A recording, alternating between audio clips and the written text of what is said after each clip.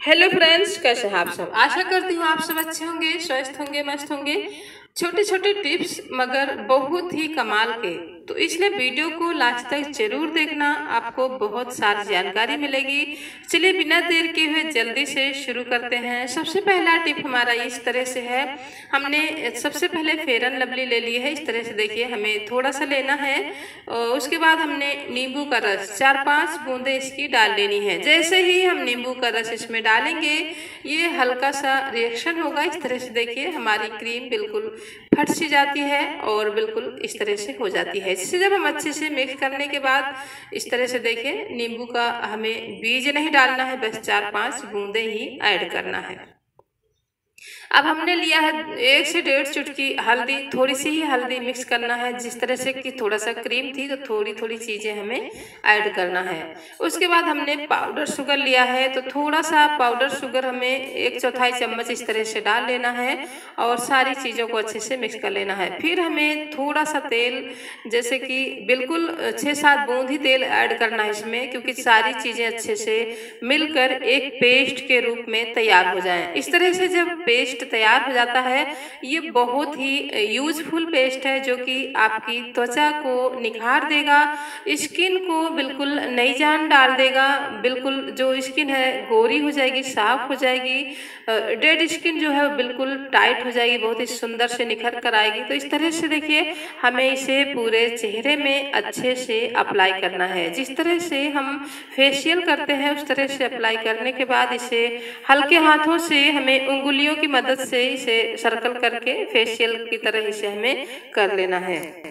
सबसे पहले सारी क्रीम को हमें फेस पर, पूरे फेस पर, जहाँ भी आपको मतलब पूरे फेस पर, माथे पर, इस तरह से गले में भी अच्छे से गर्दन में लगा लेना है।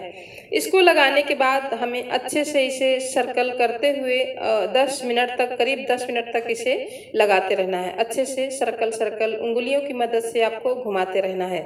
इससे क्या होगा, बहुत ही सुंदर आपका फेस, जैसे कि स्किन में पूरा अच्छे से जो क्रीम है ये अच्छे से अप्लाई हो जाएगी, तो अंदर तक पूरा टाइट कर देगी, क्लीन कर देगी। इस तरह से ये देखिए, आपको धीरे धीरे अपनी उंगलियों की हेल्प से 10 मिनट तक इस तरह से करते रहना है। जिस तरह से हमने दिखाया है, देखिए इस तरह से आपको सारे फेस पर 10 मिनट तक करते रहना है। उसके बाद आपकी त्वचा बिल्कुल अच्छे से क्लीन भी हो जाती है, टाइट भी हो जाती है। बिल्कुल ये फेशियल से कम नहीं है, इसको आप जरूर ट्राई करें। इस तरह से जब पार्टी में जाते हैं, कहीं जा रहे हैं, तब उस टाइम आप लगा लेते हैं, आपकी त्वचा बिल्कुल निखर जाएगी। इस तरह से आप अपनी त्वचा को घर में ही बिल्कुल फ्री में इस तरह से बहुत ही सुंदर क्लीन कर सकते हैं। जैसे कि आप पार्टी वगैरह में जा रहे हैं तो आप अपने हाथों से अपनी त्वचा को इस तरह से क्लीन कर सकते हैं।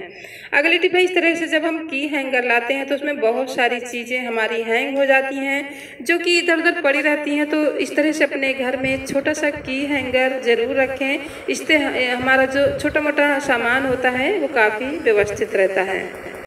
अब बात करते हैं अगली टिप की। तो इस तरह से हमारे घर में ट्यूब होते हैं, कहीं क्रीम का ट्यूब है तो कहीं टूथपेस्ट का है, तो कहीं इस तरह से बहुत सारे ट्यूब हैं जो थोड़ा थोड़ा ख़त्म हो गया है, कुछ बिल्कुल ख़त्म हो गया है।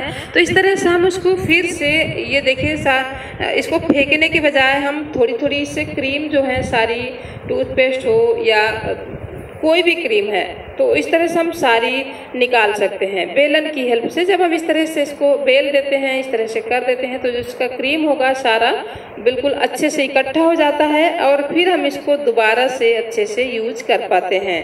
तो इस तरह से ना फेंकने के बजाय आप एक छोटे से बेलन की हेल्प से इस तरह से देखिए, सारी क्रीम हमारी बिल्कुल एक जगह है आ गई है, जो काफ़ी यूजफुल है।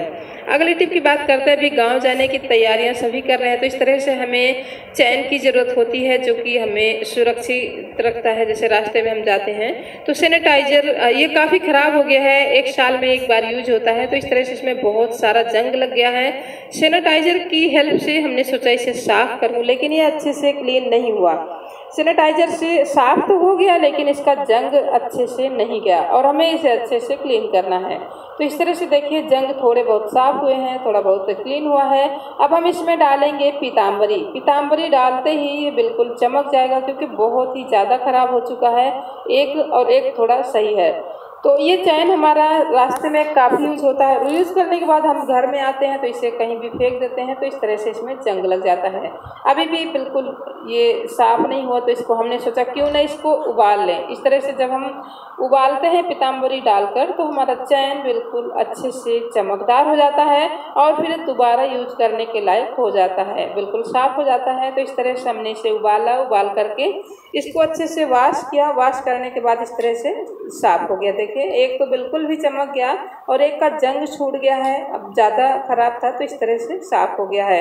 आप चैन को इस तरह से क्लीन कर सकते हैं, क्योंकि हम इसे जब गांव जाते हैं, छुट्टियां होती हैं, तभी हम इसका ध्यान रखते हैं। अगली टिप है, इस तरह से जो हमारा नॉन स्टिक का तवा होता है, इसमें बहुत सारा ऑयल लगा होता है जो कि मोटी परत के रूप में आ जाता है धीरे धीरे पराठे बनाते रहने से। तो हमने साबुन को इस तरह से कद्दूकस किया। गरम तवे को गरम कर लेना है। गरम तवे पे साबुन को कद्दूकस करना है। फिर उसमें आधा गिलास के करीब पानी डालना है और आधा चम्मच बेकिंग सोडा। इसको आप जैसे ही इसमें उबाल आएगा, ये सारी जो ऑयल है इसका जो जमा हुआ परत के रूप में आ गया है, पूरा अच्छे से फूल जाता है। और गरम करते करते ही इसको इस तरह से क्लीन करना है। इसकी जो परत होगी, गंदगी होगी, सारा निकल कर बाहर आ जाएगा। इस तरह से देखिए, बहुत सारा कचरा निकल आता है जो कि गंदगी है। ये देखिए, आप देख सकते हैं। तो इतनी सारी गंदगी इसमें निकल कर बाहर आ गई है। कुछ भी मेहनत किए बिना तो इस तरह से आप अपने तवे को बिल्कुल अच्छे से साफ़ कर सकते हैं। देखिए, सारी गंदगी निकल गई है। अगली टिप की बात करती हूँ। इस तरह से हमने लेमन ग्रास लगाया है। लेमन ग्रास इसको बोलते हैं। तो ये मच्छरों के लिए काफ़ी यूज़फुल होता है। जैसे कि इसको जब हम घर में लगा लेते हैं तो ये मच्छर नहीं आते हैं। तो इसको हमने छोटे छोटे पीस कट करके इस तरह से सुखा लिया है, या उसमें जो ड्राई घास होती है उसको भी आप काट सकते हैं। और काट करके इस तरह से हमने प्लेट में ले लिया है।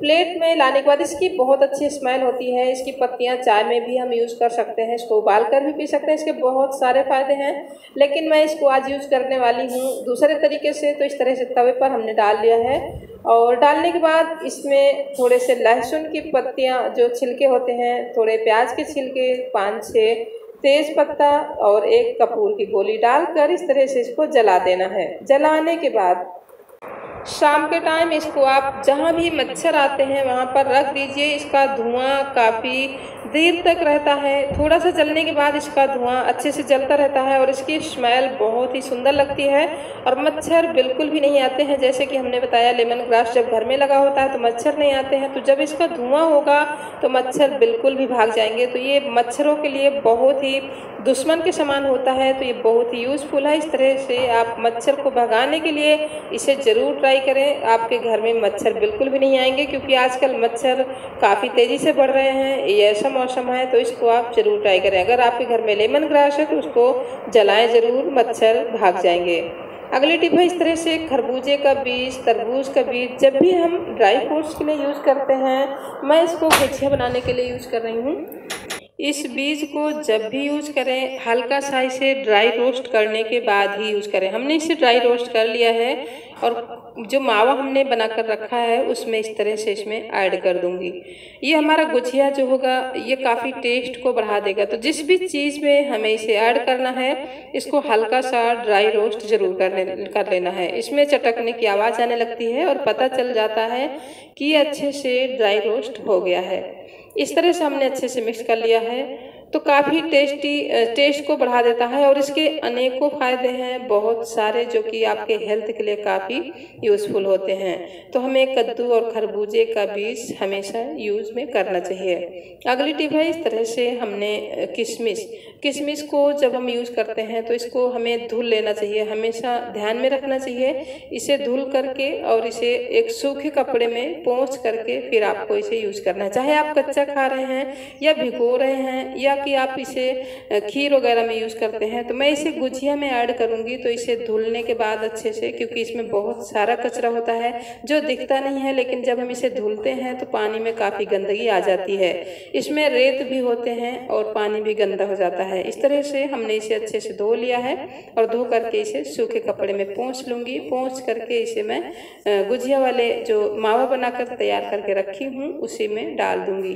तो इससे क्या होगा, काफ़ी हमारा क्लीनिंग, जो खाना जब हम बनाते हैं तो छोटी छोटी चीज़ों का ध्यान रखते हैं, तो हमारा जो खाना होता है काफ़ी स्वादिष्ट होता है। इस तरह से हमें छोटी छोटी चीज़ों का ध्यान रखना है और छोटी छोटी चीज़ें हमारी आदत में आ जाती हैं तो हमारा जो खाने का तरीका होता है वो भी चेंज हो जाता है और काफ़ी आसान हो जाता है। इस तरह से हम इसको ऐड करेंगे तो किसी भी प्रकार की मतलब ये टेंशन नहीं होगी कि ये खिसक रहा है गंदा। तो हर चीज़ छोटी छोटी चीज़ें हमें ज़रूर शामिल करनी चाहिए। इस तरह से अगली टिप है, अगली टिप की बात करती हूँ।